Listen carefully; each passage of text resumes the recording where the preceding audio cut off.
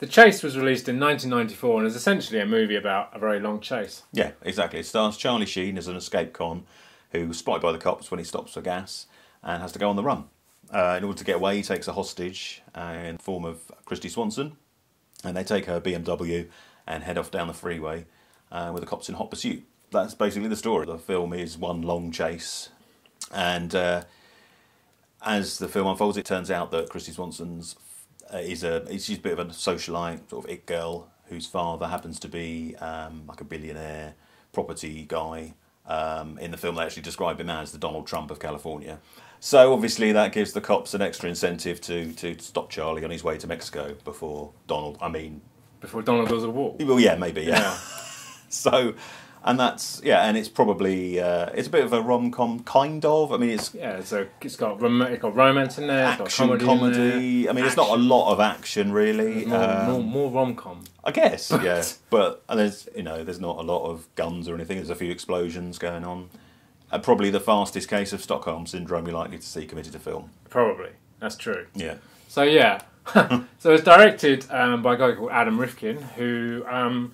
He's still around today. Just I think this year or last year he made a film called Dog Years, starring Burt Reynolds. I don't think it's out yet actually, but sounds interesting. Mm-hmm. After this one, or a few years after this one, he made a film called Detroit Rock City, which people may know of.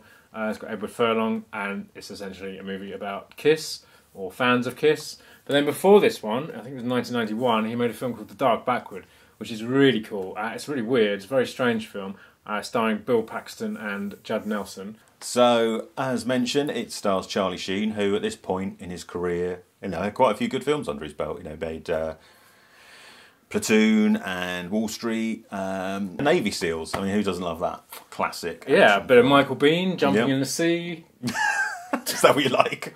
I love Michael Biehn jumping in the sea. Awesome. Yeah. More Michael Biehn jumping in sea, please. Yeah, definitely. And so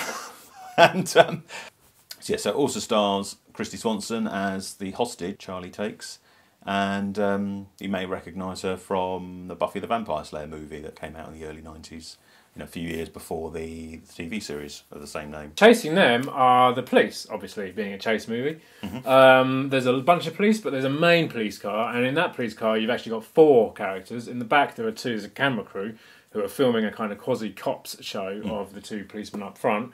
And those 2 guys, there's Josh Mostel, who, he's a character actor. I mean, he's been in films. He's one of those people you may not know until you see him and you go, oh, okay, yeah, I know him. He was in City Slickers. He was also in The Basketball Diaries. There's also Henry Rollins, who's driving the police car. Up until this point, Henry Rollins hadn't done any movies. He's mostly famous for being the front man of bands such as Black Flag and the Rollins Band. He's a big guy, big neck.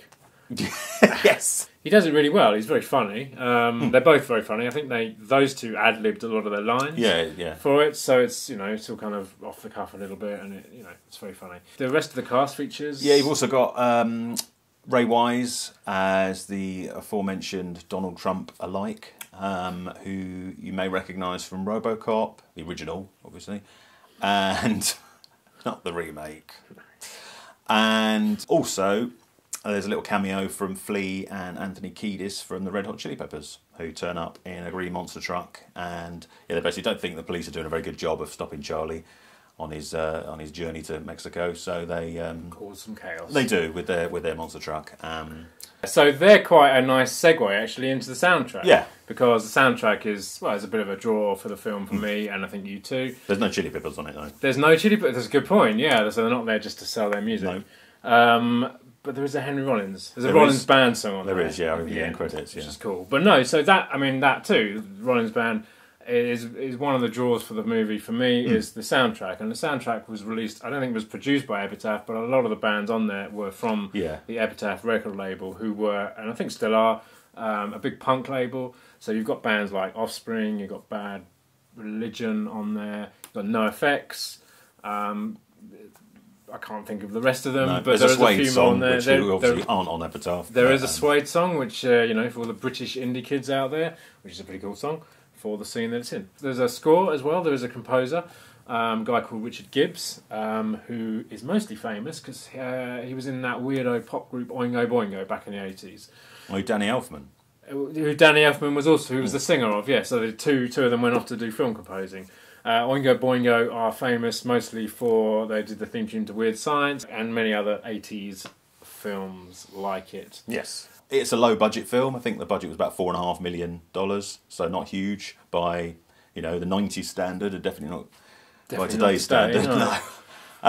But it is what it is. It's not trying to be anything more than the what it sets out to be. There's no silly CGI, there's no pretend cars flipping through the air or anything. There's some good stunts in there. I think the comedy's all right. There's some laughs to be had. There's other things in there as well. I mean, I think it's an interesting comment on the obsession of media. Oh, definitely, yeah. There's lots of things going on. Helicopters in the sky, and you get to cut back to newsreaders in the there's all sorts of crazy stuff that the reporters out on the road try and pull to get an exclusive. And I think that was when the news started to become what it is today, where there's like 24-hour news media, and it was actually released a few months before O.J. Simpson got chased down the freeway. It was in a very similar. I saw it the other day, and it's pretty much shot for shot. It's almost like O.J. Simpson saw this and then thought, maybe I know how to get away. They made it to Mexico. Maybe I can too. Maybe I can too, which he didn't. Of course.